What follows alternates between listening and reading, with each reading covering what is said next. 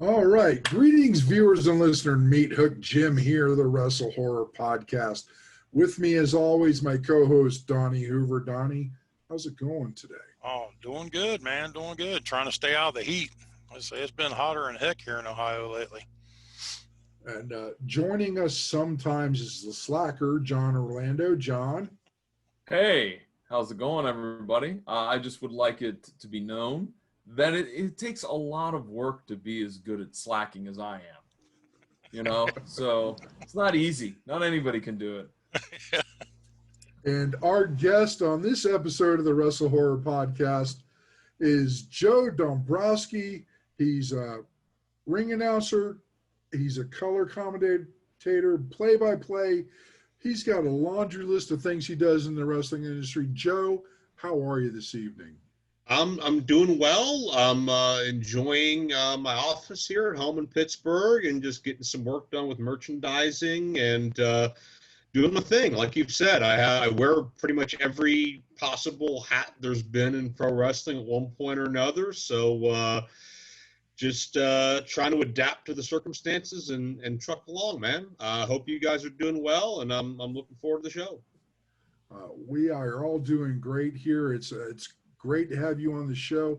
You know, you've done a lot in this business. I mean, TNA, Ring of Honor, Global Force. The list goes on and on. I mean, how did you get started in all this? The beginning for me, I always knew I wanted to be involved in this industry somehow. I didn't know necessarily what role or how I would do that. I discovered independent wrestling on TV when I was a little kid. I didn't really have the ability to go out to the shows in person. But when I got a little bit older, heard an ad on the radio for live IWC Pro Wrestling advertising a main event of Jerry the King Lawler versus Kamala, the Ugandan Giant. And this was 2002. And this was an event probably only about a half hour from my house. And Lawler and Kamala, I've always been a big fan of Memphis wrestling, even back when I was a little kid and I didn't really know what Memphis wrestling was. I'd get the commercial tapes in the malls, and they'd have all the rare matches from the territories, and one of them was Jerry Lawler versus Kamala. It's one of the first matches I ever owned. So to see that in person in front of me, 2002 was very attractive to me. It was a hell of a draw. And there were other guys on the event I knew, like Balls Mahoney and Little Guido and Christian York and Joey Matthews, and guys I'd grown up watching on independent TV locally, like Shirley Doe and Dennis Gregory. And I knew I wanted to be there. And when I got to that event and just being so close to that ring and being able to interact with the talent and meet guys during intermission, I was blown away. I was mesmerized. It was a personable feeling you get that you can't get going to a WWE event or going to WCW event. And I went to every single event I possibly could after that. And as luck would have it, about 4 or 5 months later, the Spanish class I was in high school, I was a junior in high school at this point, needed a fundraiser. And I knew IWC Wrestling did fundraisers, and basically my first job in wrestling, job quote unquote, was co-promoting and middlemanning an entire whole ass wrestling event at my high school at 17 years old, to get IWC Wrestling and Northgate High School together. CM Punk was the main event that night. He's gone on to do a couple cool things. But that was my start, doing that, selling tickets, hanging posters, doing the grunt work, as they say. And being that I was only 17, I couldn't do anything actual physically. I couldn't be a guest referee or guest manager and like that. I don't remember if it was my idea or if it was the promoter, Norm Connors, but somebody had the idea to stick me on commentary with a guy by the name of Jeff Gorman, who would become my mentor and a great friend of me. And I sat in with Gorman for most of the show, did the color to his play-by-play, and I don't mind telling you, I was absolutely rotten. It was terrible. If you play it back now, I'm just going to cringe the whole 2 hours, but it was a foot in the door. A month later, I started writing for IWCWrestling.com, doing the results. I thought I was back to being a fan, but I got that tap on the shoulder at the end of the night. Hey, you want to help out with this? And 6 months later, they needed another body in the commentary booth, and I came in a little more prepared and a little more measured and calm. And for being so inexperienced, I did a hell of a job. I must have, because I've been a regular there ever since, and it just kept building from there. You know, I got to say, Joe, I understand where you're coming from, because last year at the Arnold, which is an event that NOW Wrestling does, I got put in there for 2 hours as a commentator, and I was horrible. And I've been watching wrestling for, you know, I'm 55 years old, so I've been watching wrestling a long time. And quite frankly, I was just terrible as a commentator, color commentator. But, you know, you learn as you go. I mean, there's really no set way to do this without doing it, in my opinion. Yeah, I think a big mistake that a lot of people make with commentaries is to assume that it's easy, and assume that because you've watched it, or because you've, called matches in your backyard or with your action figures or whatever the case it is, that you can just make that leap. And it took me a long time. I would say it took me 2 years to get acceptable, and then another 2 years to get decently good, at least as far as a handle of what I'm supposed to be doing. Because as JR would say, you have to be the lyrics to the music the guys in the ring are playing. And that's understanding their characters and personalities on a deeper level. It's understanding the story in the ring on a deeper level. It's being able not just understand that, but be able to communicate that to an audience that's watching in a completely different way than you are. And many of them are maybe watching for the very first time, but you need to suck them in and make them understand what's happening and why. And that was a hard process to try to figure out exactly what I'm there for. And a lot of indie guys that have been doing this for years and years just think it's about making cheap jokes, or popping the boys and making inside references, or getting yourself over. And or there are guys that try genuinely hard and just call moves. And it's great that you know the names of moves, but I can see that they're moves. I need to know why they're happening. What's the end result? What's the consequence of something like that? And there's just so many X factors to the job. Even to this day, I don't think I've been fully 100% happy with any broadcast I've done, because there's always little things to nitpick, and there's always, like you said, there's no one way to do it. There's no right and wrong. It's always just, was that the best thing I should have said there? But it truly is a very, very difficult job, and you got to be on your toes for 3 hours and sometimes more. What would you say is the key attribute that anybody going into commentary should have?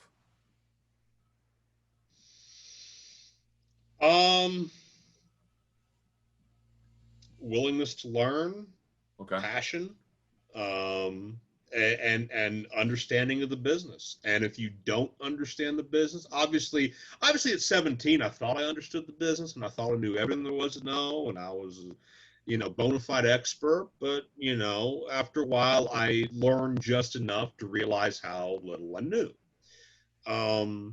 You have to be ready to adapt and just get better. Watch your stuff, study your stuff, be a student of the game, listen to the Jim Rosses and the Gordon Solis and the Lance Russells, and even a guy that doesn't get a lot of love, like a Michael Cole. You can learn something from everybody. And my philosophy was always, well, they're on TV and I'm not, so what are they doing that I should be doing? And how can I do better to do justice to everybody in the ring? And I think that's the other thing that people need, is respect for the craft that's in front of them. Because I understood at a young age, it's not about me, and I'm not more important than anybody out there. My job is to help the guys in the ring. And if you're trying to do that, then automatically you're doing better than a lot of people, because some people still don't grasp that it's not, amateur comedy night or whatever it may be. You're there as kind of the seasoning on the main course. Yeah, that's a point that I wanted to ask you about. You mentioned that you guys were just a product to help the wrestlers. A few episodes ago, we had the gold medal Mark Koval on here from Steel Domain, a manager, and he said that basically a manager is a tool for the wrestlers to use to bring their story along. And do you feel that that's kind of the same role as a play-by-play and a color? Because I mean, people don't really understand the importance of play-by-play, I don't think, to some extent, to where it can make or break a match. It can make a match seem worse, or it could take a decent match and put it on a whole new level by the way the color and the play-by-play guys are portraying the story behind it. So do you consider yourself in that aspect too, and do you try to take every match to the next level that you've seen deserves it, or how does that work for you?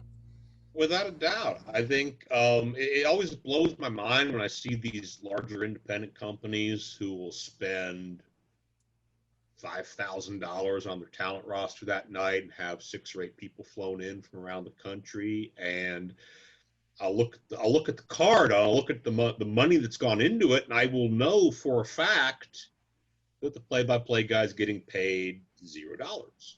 And you get what you pay for. And unfortunately, not just announcers and managers, but referees too. A lot of times people overlook the importance of all of them, and the fact that you get what you pay for. And a referee can ruin a match, a manager can ruin a match, an announcer can ruin a match. We're all working together in synergy to accomplish the same goal. The same goal is to generate interest and generate revenue through the fan base, through the stories we tell and the characters and personalities that we present. I can be a great asset if you come to me and tell me, hey, watch out when I do this because it's called this and it's going to lead to this.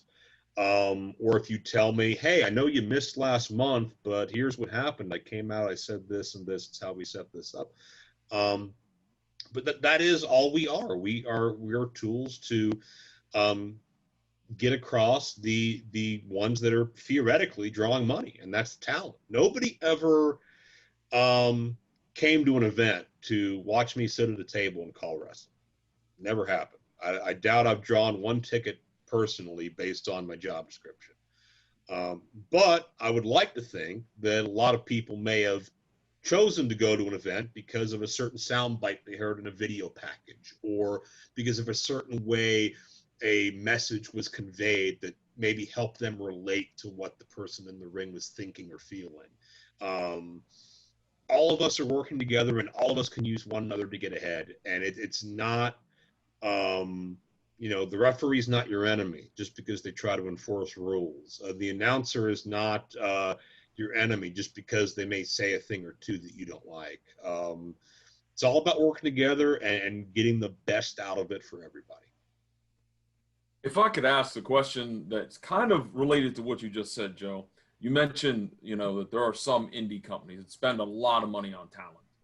And I know you've worked lots of different places. So could you maybe give us a little bit of maybe a similarities and differences between maybe a smaller company, say, IWC or Cleveland All Pro Wrestling back in the day, versus working for Ring of Honor or working for TNA?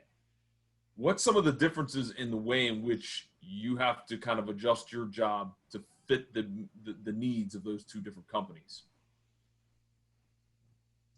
Well, I mean, TNA and Ring of Honor are a lot more difficult, just in the sense there's more pressure and there's more important eyeballs watching. Cleveland All Pro, IWC, and IWC less so now because they're live. So I still have to worry about, when the video packages are coming and when we're fading out of a segment and things of that nature. But a run-of-the-mill independent company, a lot of times, all right, here's a match listing, do your thing.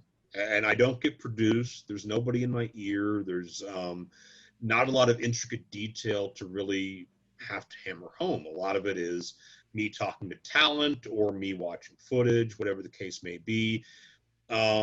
Ring of Honor, it's a lot tighter when you're working with somebody like Kevin Kelly, who will, tell you if he thinks you're doing something wrong. Matt Stryker, who will pull you back if you're not giving him sound bites, if you're not laying out at the right points. They'll kind of guide you as you go. And they want you to get out of segments in a lesser amount of time. Sometimes these indie announcers, the match will end, both guys are in the back and they're still talking. You got to get out in the peak. You've got to recognize when your segment's climaxed and you've got to wrap it and go. TNA, I was more of a ring announcer.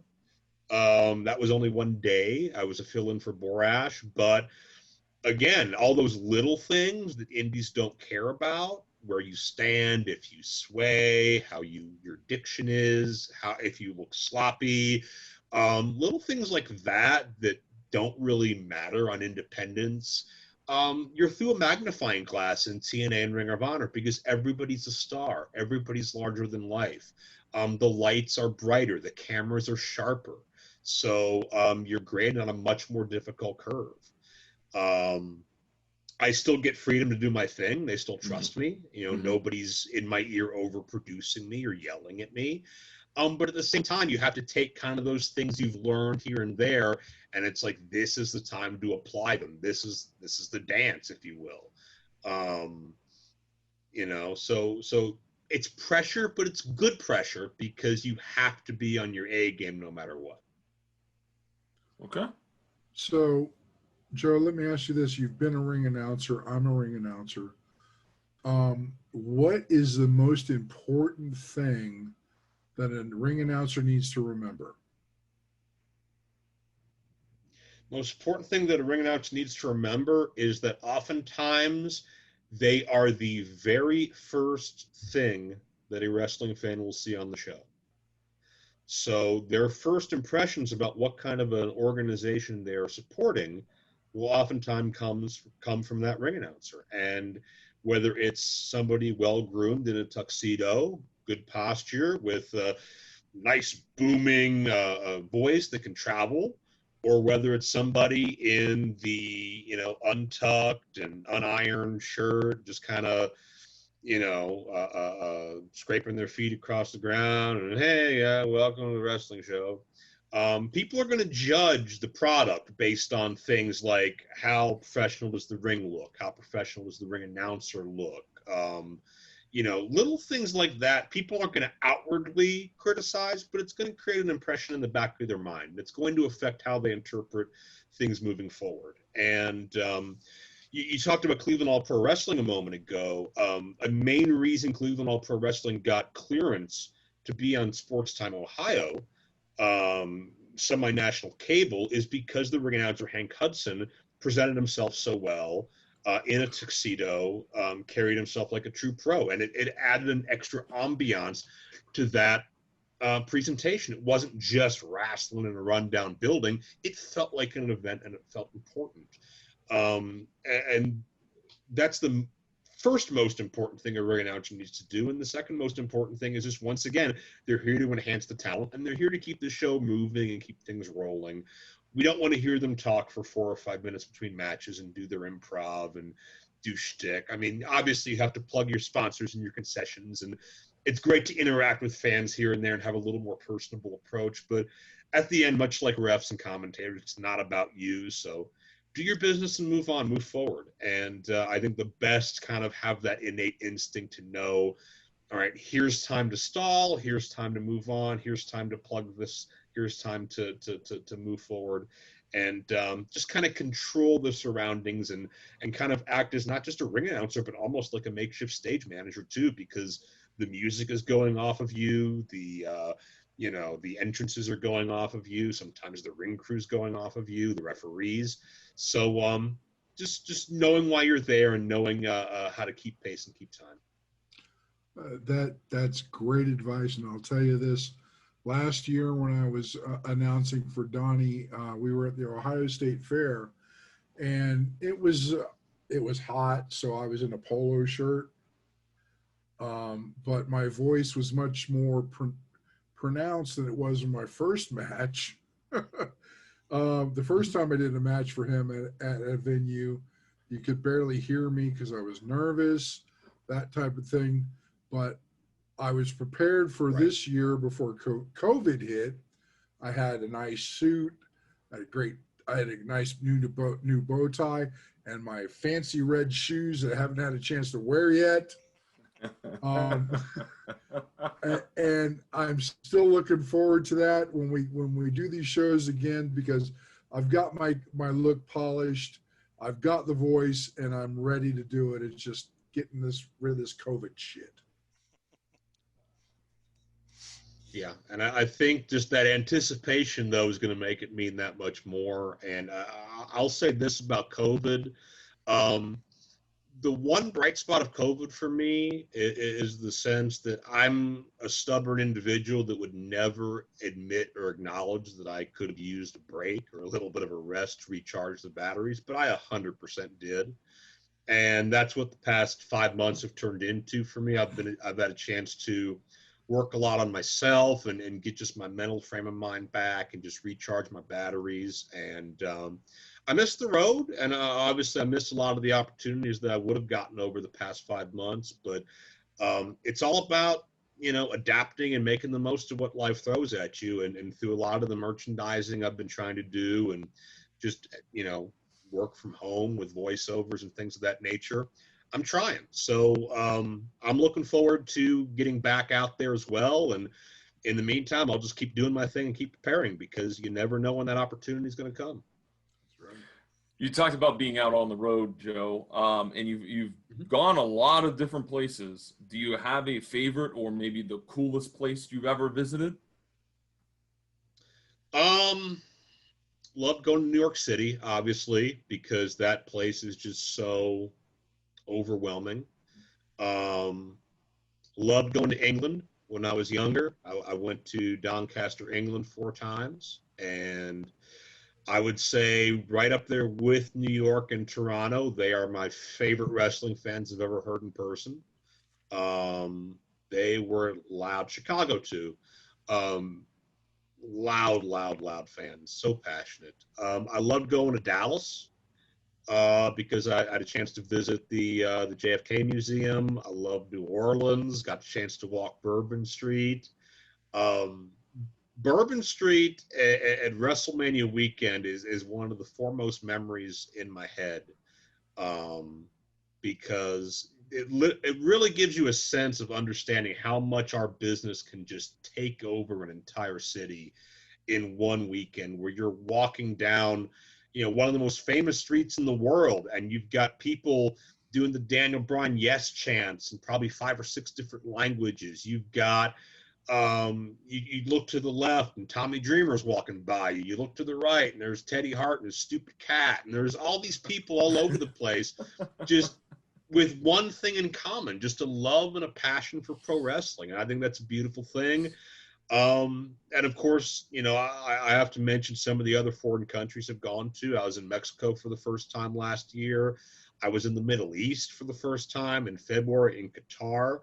And those are just wild culture shocks, man. When you're 17, you don't expect that Mexico and the Middle East are going to need an English announce team on site, but they do. And I'm very thankful those opportunities came up. I hope to, add Japan to that list at some point, but yeah, man, just getting to see different cultures and different cities, and just, from the smallest of the small podunk towns to some of the biggest cities in the world. I mean, where else but pro wrestling could take you on all those journeys?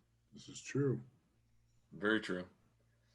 Can we talk maybe about a couple of your projects? I know you have a release. I love talking about my projects. Of course. Talk to us a little bit about the Montreal Theory. Oh my gosh, the Montreal Theory was me putting on my Jesse Ventura conspiracy theory hat and just asking the world, what if? I mean, wrestling is built on a lie. It's not a malicious lie, but it's a lie that we all willingly accept, that what we're seeing is what it is. And of course, isn't always what it is. Sometimes rarely. So the fact that the most controversial and historic event happens in the history of wrestling, and everybody just takes Brett and Vince's word on it, was very interesting to me. Especially when you had guys like Jerry Lawler and Kevin Nash and the New Age Outlaws who just came out and said, I don't buy it. I think they were in on it together. I think it's a work. You look at Wrestling in the Shadows and the fact that it was a direct narrative for Brett's side of the story. You look at the fact that everybody benefited from it financially, fame-wise, whatever you want to look at. It seems so convenient and so perfect that, after so many years of watching the JFK conspiracy theories and just hearing some of these, let's say, counterculture opinions out there, why not apply that to wrestling? And Montreal Theory is disc 1, telling the story as we know it, and disc 2 is taking some very intelligent minds like a Steve Corino, like a Tony Mamaluke, like some of the names I'd mentioned previously in some archival footage. Just let them debate. What if? Is it possible? Could it have happened? When? How? And I think that is, in many ways, to some, still very open-ended. There are people that will swear on either side of the aisle on that, and as I was making it, my opinion changed as we went on, depending on what part we were talking about. So I don't think it's impossible that Brett and Vince had a closed-door agreement somewhere. Is it likely? I don't know. I don't think it's impossible. And we discuss and debate the validity of such in the Montreal Theory. Do you have other conspiracy-like topics for future releases, or no? This is your maybe one and done when it comes to conspiracy theories. I mean, if it hits me, Okay. I'll jump into it. After I did Montreal, Carino suggested that I do an in-depth on the Bruiser Brody murder. Mm-hmm. And that would involve me going to Puerto Rico. So I did not do an in-depth on the Bruiser Brody murder. I prefer being safe and being here and not stoking certain fires. But Yes. a lot of the wrestling conspiracy theories and the urban legends, I mean, with the internet being what it's become in the past 15 years, a lot of them you can pretty much prove or debunk. If Moolah were still alive, I'd love to go back to the first Screw Job with her and Wendy. Still could technically, but I think without Moolah, it loses a lot of its luster. But yeah, I mean, everybody knows about like the Russo Hogan issue and things like that. But if the right thing hits me, where it's like nobody's done a deep dive and turned over that stone yet, I'll be on it. Okay. All right. What about a couple of other projects that you'd like to talk about? You pick. What would you like to tell the listeners and the viewers about that you have in your catalog? I think the other cult favorite that most people point to is something called the Legend of Virgil and his traveling merchandise table. And that's you where we love interview Virgil, don't you? And no. Not loving Virgil is why I made it, because I had to be next to him at WrestleCon in, I forget if it was Dallas or New Orleans, Steel City Con in Pittsburgh, an appearance that got Virgil banned from Steel City Con, and IWC. In the span of about 6 or 8 months, I was next to him for 3 separate engagements, 3 different parts of the country, for a total of whatever. I probably spent an actual total of a week next to him if you combine all 3 engagements. And I had to hear the lies about how many WrestleManias he was in and how much his autograph is worth and how big his penis is and just everything else you could think of and to lie about under the sun. Virgil found a way to lie about it. And I posted my experience after Steel City Con. Here's a list of 12 or 14 things. It's still on my website now, joe-dombrowski.com. 12 or 14 things he lied about this weekend, and the thing went viral. there were hundreds of comments and hundreds of shares, and everybody's, yeah, he told me this. He told me he was best friends with Michael Jackson. He told me he was best friends with Mike Tyson. He told me that he was in 17 WrestleManias and all this other stuff. And I was thinking there, and I was like, God, I have to do a DVD, right? I've got to do one.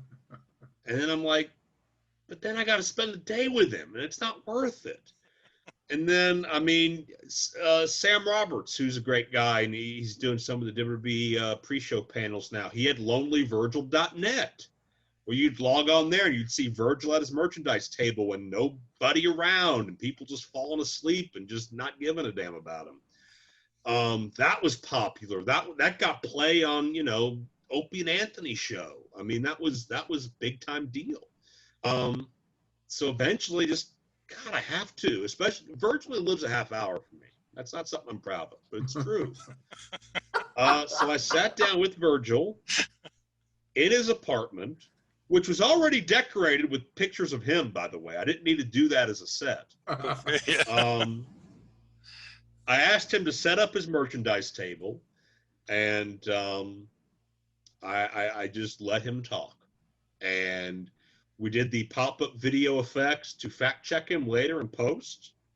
We asked him a bunch of questions. We had Virgil stories from promoters and fans alike who've encountered him. And we asked him about Lonely Virgil, about setting up his table at bridal expos and the New York City subway. And we presented Virgil what I feel to be a accurate light, let's say, for better or worse. That, if you want to laugh, that's probably my favorite. If you want to feel something, I recommend finding Zach Allen, because we told the life story of the first one-legged wrestler in the history of the business. Cancer survivor, drug addict survivor, to a family man and one of the most genuine and personable people I've ever met today. To me, his story is my favorite story in wrestling. It doesn't get 10% of the play it deserves, but I do enjoy that. My two newest releases, I just put out Legacy, Rowdy Roddy Piper, which profiles the career of the Hot Rod as told by over 60 different legends. Wow. I've pulled from different interviews over the years, everybody from Bob Orton to Greg Valentine to Hall and Nash to Lou Albano, just a motley crew of people telling road stories and memories of matches and just experiences with Hot Rod. That's over 4 hours of Piper goodness. And I also put out Wrestling from the Heartland, which was myself and Les Thatcher deep diving on the lost developmental territory, the HWA in Cincinnati, Ohio, that helped churn out guys like Nigel McGuinness and Shark Boy and Umaga and Jamie Noble. And the list goes on and on about the guys that have been. John Cena passed through those doors. So many guys. John Moxley. But, yeah, I mean, dozens and dozens of names. Charlie Haas, that really put themselves on the map thanks to their teaching with Les. And that was just volume one. We're going to put out more in the future, but Les and I do a new commentary track. We tell the inside stories, what it was like to train there, to travel, to live there, and to just experience what it's like to be WWF developmental back in the day, working with OVW, working with Jim Ross, all sorts of things like that. And I'm very proud of it. I just sent a copy to Shark Boy last week. He told me how much he was enjoying it. And I think it's a very accurate portrayal of a very unique time in the business when there was only one national promotion and just everybody scratching and clawing trying to earn what little jobs there were left. What is your favorite Virgil lie?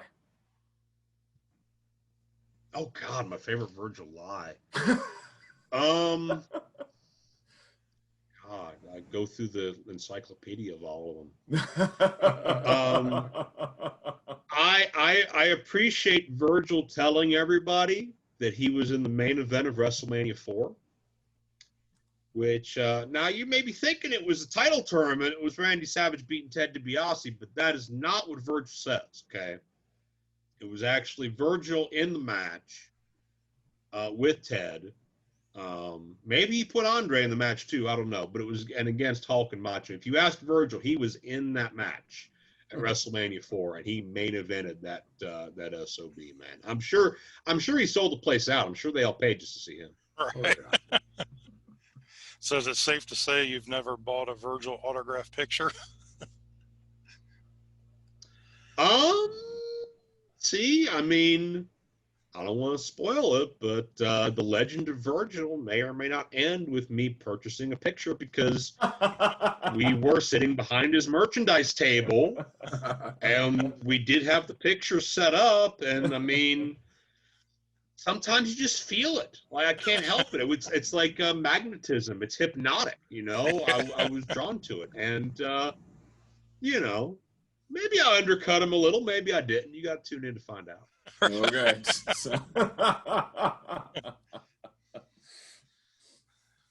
Now, with all the stuff you've done in wrestling with play-by-play, ring announcing, you've done front office stuff and all kind of stuff. Has there ever been any kind of actual in-ring training or any aspirations of being a wrestler, or do you just go straight for the play-by-play and the announcing from the get-go?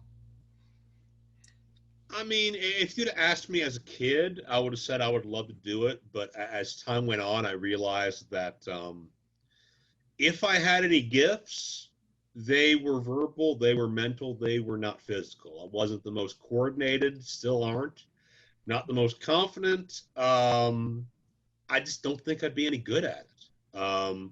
I've had one match, which was, you know, glorified haha, but anything beyond that, not really interested. Food is too much of a vice, and my back hurts as it is, and I don't take bumps, so it probably would not be long for the wrestling world if I did that. I much more prefer being behind the play-by-play chair and leave them to do what they do best, and I'll do what I do best. There you go. Who might you put on a Mount Rushmore of commentators in the sport of pro wrestling? I think JR is the best to ever do it. You have to put Gordon Soley on there because JR would say Gordon's the best to ever do it. And without Gordon, I don't know that we have that whole generation that came after him. Lance Russell would be a personal favorite because of, I mean, even though I live in Pittsburgh, I grew up watching Memphis footage. And Lance was folksy, but he was so relatable, and he talked to the audience in such a way, and he reacted in such a way where you always knew he was genuine and authentic. And if we're going on my personal preferences here, which I guess we are, then I got to cheat a little bit, and the fourth head would be the team of Monsoon and Bobby Heenan. Because that was, if there's a reason I fell in love with commentary, it was the 1992 Royal Rumble, and Monsoon and Heenan playing off of each other, and just the masterful way they told that whole story. And they were a huge part of what hooked me. And you could have put any other announced team in that position, and I would not remember that match as vividly. Nobody's ever been quicker on their feet than Bobby. Nobody's ever had as many random, lovable catchphrases as Gorilla Monsoon. And, I mean, I've gotten comparisons to Gorilla and Bobby with certain color guys with me, and I will never come close to being that good, but I appreciate just being thought of in that same ballpark, and I think that's the best possible thing you could hope for there. I mean, when I'm a kid, I got my wrestling action figures, and I'm literally sitting there arguing with myself, trying to replicate Monsoon and Heenan, because they just had that much of an impact on how I viewed the business and how I took it in. And there will never be a team with better chemistry than them, for my money. You know, Okay. I'm going to say, Joe, that I will argue with you a little bit, because I grew up in the 70s and 80s, and Gordon Soley with Championship Wrestling from Florida and Georgia Championship Wrestling. He was the dean of announcing in my book. Gordon was just, it tickled me. It's a vertical suplex, not a suplex.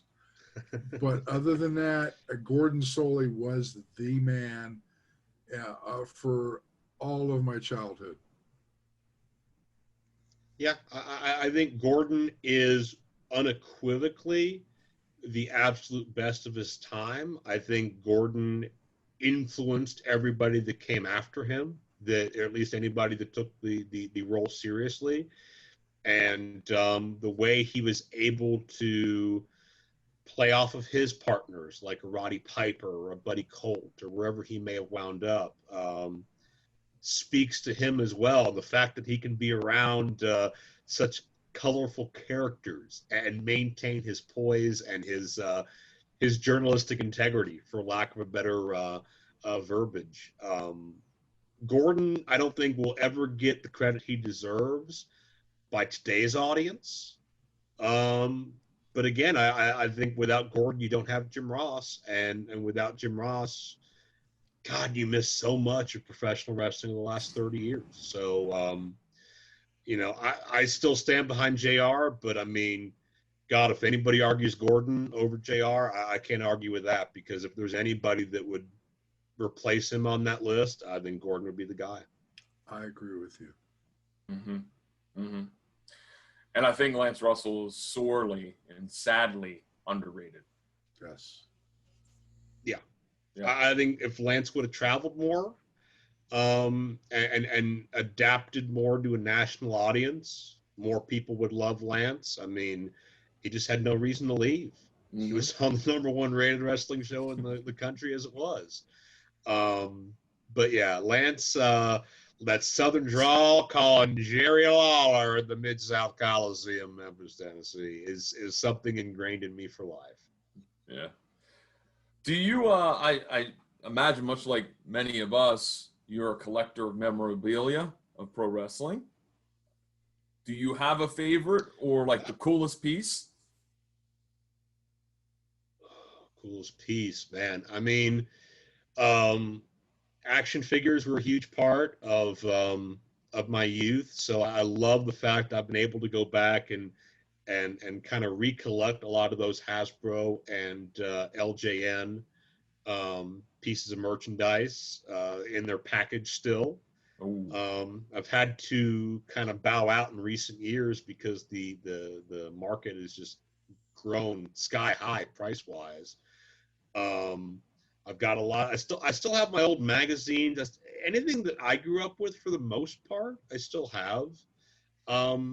Nowadays, a lot of my joy comes in just finding rare pieces and kind of reselling them and finding a new home for them. If I have a favorite action figure, God, a few years ago, I finally found a Hasbro 1-2-3 Kid. Not in the package, but I never had it when I was a kid. I'm very proud of that. I'm very proud to have the 1997 Survivor Series on its original VHS release. That's worth a pretty penny these days. Oh, yes. Not too long ago, I just purchased this Andre the Giant mug from 1985. You can see that on the camera. Oh, yeah. Yeah. I enjoy that. I don't know if that's my favorite. Is there a favorite? I have no idea. I just bought a Jeff Jarrett guitar at a flea market, but that wouldn't count. Wait, stop. Wait, don't bury the lead. Did you say at a flea market? No. Yeah, it was a flea market. And wow. I was just walking by somebody's table. They had nothing else wrestling related. It wasn't even a good setup. It was dingy, just old, like, dirty looking DVD players and just, gardening tools and stuff like that. And there's a guitar shaped box, and I noticed Jeff Jarrett's laser printed face on it. And God, how do you go to a flea market and not buy a TNA Jeff Jarrett guitar, right? Right. Got to. Right. So that's the newest artifact I'm proud of. I don't know if I'm going to get rid of that or maybe teach myself to play some acoustic with it. I don't really know. But we'll see. But yeah, I mean, my action figure and DVD collection is absolutely absurd. And picking a favorite item is like people asking pick favorite match you called. I mean, it's like picking your favorite child and you've got 6,000 kids. How do you do it? You know? Very cool. Yeah, if I could step away from like the wrestling part of it, and you have some time away from with COVID and all that, you said you'd have time to rest and regroup.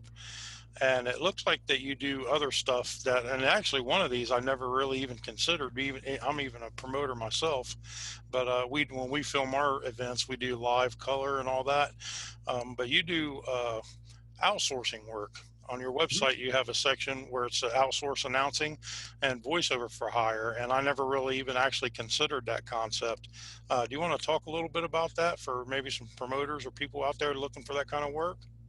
Sure. I mean, I realized at a young age that I was never going to be, like I said, the draw. I was never going to be somebody that is going to catch fire and is going to hit all the super indie promotions every single weekend because people will pay to see me. No one's paying to see me. I'm there to enhance everybody else. So I knew that convincing some promoters that I need a flight to get to your show, or I need my gas covered on this 8-hour drive, was not feasible for them to do. And it's just not how the business model is constructed. And I never took that personally. I understand that's the nature of the beast. If I was a promoter, I'd probably think in a similar way, if not the exact same way. So I started doing voiceover for hire out of my home. So I can do your events and you don't have to pay transportation costs. You don't have to pay hotel costs. You don't have to book a carload to travel with me. There's none of these logistic nightmares that come with booking a road trip. Just send me a file and I'll sit here and do it. And my first client was ECWA out in Delaware, and I got a chance to, call a Super 8 tournament. I got a chance to work with a lot of great talent out there that I normally wouldn't, and it just kind of grew from there. And I've done Ring of Honor work from home. I've done pay-per-view from home. I've done international from home. The reason I was flown to the Middle East, it was because I reached out to the promoter and did the first event from home. And it's just a chance to have a promoter who's on a budget and maybe can't afford that flight or afford that car full to enhance their announcing, enhance the presentation of their talent and their stories on a budget. And it's gone very well ever since. I mean, up until COVID, I think it was very rare to find a week that I didn't have a new project in my inbox from somebody. It's how I started working with Prestige Wrestling in Oregon and, a number of others. So, and I've seen other announcers start to do it and start to develop it. And certainly as time and technology advances, I'm sure even more will. But I'm proud to be, to my knowledge, the first one that did that and still doing it to this day. Just again, like I said, it's adapt to your surroundings, and you can either make excuses or you can take the reality and you can make it work. And I decided to make it work, and it's led to a lot of new opportunities for me since then, and hopefully it's helped out all the promotions that service my clients too. Very cool. Now, is wrestling the only thing you do voiceover for, or do you do voiceover for like films or commercials or anything? I'm open to it. I've done a couple of small bit parts just for, pocket change. I've tried to break into a more broad-based business of entertainment, just like I did with wrestling. And, by my own admission, I really haven't put the full effort into that I could. And a lot of that was just, I was so busy with pro wrestling that, well, I've got a paid gig here and that's got to take priority. And a lot of those other aspirations kind of went to the back burner because I had so much on my plate from a wrestling standpoint. It's something I want to explore. And to be completely honest, I probably should have been exploring it more during COVID, but everything's just kind of, been at a standstill, and I've needed the time. But I'm more than open to any opportunities that may come my way. I've talked to advertising executives and things of that nature. Like the feelers are out there. Like, hey, if you ever need a guy, it just comes down to the right, moon and the stars aligning. But hopefully, I'll have a chance to do more someday, and maybe it's again that'll be a hand that's forced of me, depending on how the pro wrestling climate looks moving forward realistically, which we don't know. So I'm open for any and all opportunities out there. Cool.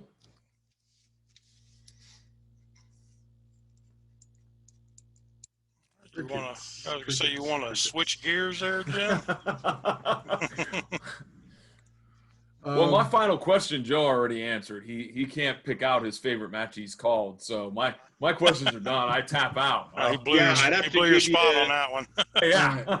I'd have to give you 5 or 10. I mean, certain matches and moments stand out. I think the most famous match I've called was probably Davey Richards and Tyler Black at Ring of Honor Death Before Dishonor. There's a number of Ring of Honor matches that be on the list.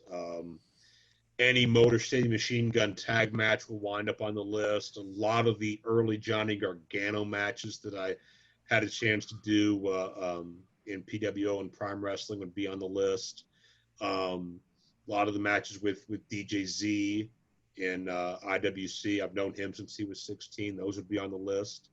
But I mean, every place I've gone, there's always those 2 or 3 matches at least that just stand out as when you're in the moment, you feel like you're part of something special. That's when that's when you realize. And that's happened a number of times, but to narrow it down, man, I would need probably a week and just every match listing in front of me to figure that out. But there are certain moments, and not even necessarily matches, but moments that stick out and are near and dear to my heart because you're able to trigger that emotional response. You're able to just fit into that moment so perfectly and take something to a new level. And it really, wrestling's about moments, and it's about, things that just stick with you over time. And to be able to be a part of those, whether it's as an announcer or a producer or any job title, it's the most rewarding thing I've experienced. Well, I'm going to steer this a little bit differently, Joe. And we talked about this before we came on air. Horror movies. Okay. If, I don't know how much you like horror movies, but I'm going to ask you, what is your favorite horror movie? Well, I mean, if you sat me down now and asked me to watch one movie or one series of movies, I guess, I would have to go with the Saw series. I think that's the only horror anthology I've watched from start to finish. And it's really the only anthology where it's left me on such an edge of my seat where, God, now I got to see what happens in the next one, or I got to see how they swerve me again. They were so intelligently done and always kept you guessing. And even as with any series, as the sequels continue to grow in numbers, sometimes you get diminishing returns. But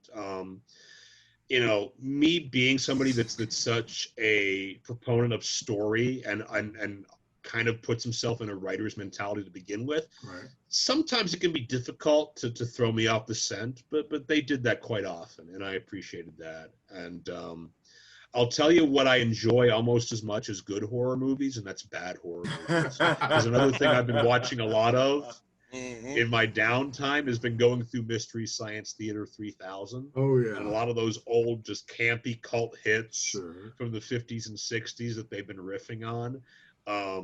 I enjoy those a lot. And I think, I know a lot of people who will say that the only thing better than good wrestling is bad wrestling. I think a lot of times you can apply that to movies too. Absolutely. And I will agree with you on the Saw series.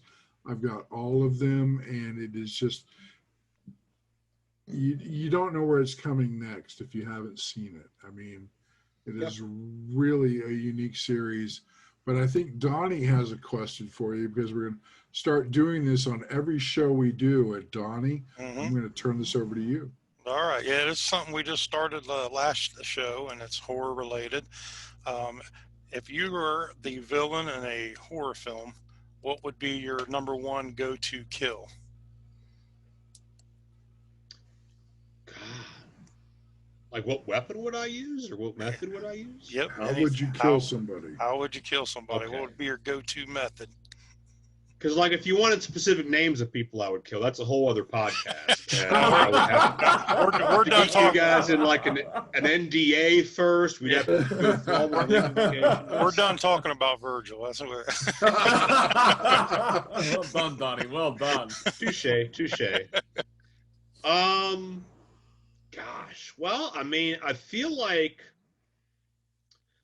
a lot of the killers, they get off on power and control, right? So, if I'm going old school, you got to go the old-fashioned strangulation route. But if we're going for gore, if we're going for extravagant, God, maybe run a wood chipper. I mean, just go all in with something. But then you can't watch them suffer if they go into the wood chipper head first. So True. I don't Very know. true. Maybe some kind of impalement. No, I like the wood Maybe a nice chipper samurai thing. sword. Wood chipper's not bad. I mean, I watched a wood chipper claim the life of one of the most beloved wrestling characters as a child, young Moppy, Perry Saturn's mascot. So I know the horrors. But yeah, I'd watch him suffer, man. But I gravitate more towards the actual serial killers and just studying their mentality than more so the horror movie killers. Guys like Jeffrey Dahmer and Ed Gein and Ted Bundy, I think, are just fascinating to read into and just kind of study the method of their madness. Atticus Cogar in Cleveland, who's blowing up all over the independents now. Obviously, he takes, more than a bit of influence from Ed Gein with some of his rotting human flesh masks and things of that nature. So, that was a unique talent to look after, let's say, for the few years that he's been on the scene. But I always appreciate the kind of disturbing psychological makeup of that type of people because I'm not just somebody that looks at things at face value. I always ask why and how, and just digging into why they are the way they are, to me, is just so enthralling. Okay. Some great insight into killing a person. I mean, I think that's great. Not that I've ever done it. I mean, and until I get caught, that's my story. And not that I'm taking notes, and not that I have a map of the city hidden in my basement. I don't, and I resent the accusation. That's great. So, Joe, tell us, as we wind down here, how can people find out more about Joe Dombrowski? Well, I mean, my criminal history is public record, and you can find all that listed there. Joe-Dombrowski.com is my website. It's got my bio. It's got all my DVDs for sale. It's got the original post that caused the Virgil fanaticism under the appropriate header of what happened to my life. So that's going on there. I got a $3 blowout sale with a bunch of great titles like these Ring of Honor releases, PWG, a whole lot more. I made a great deal with High Spots. They took care of me, and I'm letting things go factory sealed, brand new, dirt cheap. So if you're into Ring of Honor, PWG, FIP, Wrestling Revolver, shooter interviews, that kind of thing, check it out because we've got almost 100 titles available. We've got a dozen sold out already, but still a lot of good stuff available. ProWrestlingLibrary.com is my website for my digital side. All of my titles we've talked about, Montreal, Virgil, Heartland, Piper, all the ones that are on DVD on the main site are on digital MP4 and download on ProWrestlingLibrary.com. We are closing in on 500 hours of footage there available. You can buy, rent, or subscribe. I'm also on Facebook at, I believe, URL / Joe Dombrowski PW, Joe _ Dombrowski on Twitter, Joseph _ Dombrowski on Instagram. I also have a YouTube channel, Mr. Joe Dombrowski. Can you tell I have a lot of time on my hands lately? All these different profiles, you can find cool anecdotes, merchandise for sale, just rare videos I post that interest me from the territories, anything of that nature. If you're a wrestling nerd, I think you'll appreciate it. I try to keep things mostly lighthearted. I haven't always been able to do that in recent times, but try to make sure we're having fun and we're talking about the passion that we love and slinging some cool products out there to the masses as well. So if you're into it, check on in. If anything in this conversation has enthused you, check out one of these projects. Let me know if you like it. If not, I invite you to spend your wrestling dollar and support what you do like and help the industry, because that's the only way we all grow, is just propping up and supporting those things that we enjoy. Well, I can't speak for the other guys, but I'm a pro wrestling nerd, so I'm sure these guys too are. But like I said, I can't speak for them. But check out Joe Dombrowski on all of his social media aspects. Donnie, John, any last questions for Joe? No. But I am a wrestling nerd, Jim. I bought some Portland wrestling DVDs on Amazon. Come on. Who else does that? Yeah, the slacker, that's who. Donnie? Yeah, no, I think we covered all the bases, and it was good talk. All right, great. Joe, thank you so much for being a guest on the WrestleHorror podcast, along with myself, Donnie Hoover, and John Orlando. This has been a great conversation. I hope people check out all your social media outlets, buy some of your videos. Thank you so much for being on here, and we will catch you all on the next episode.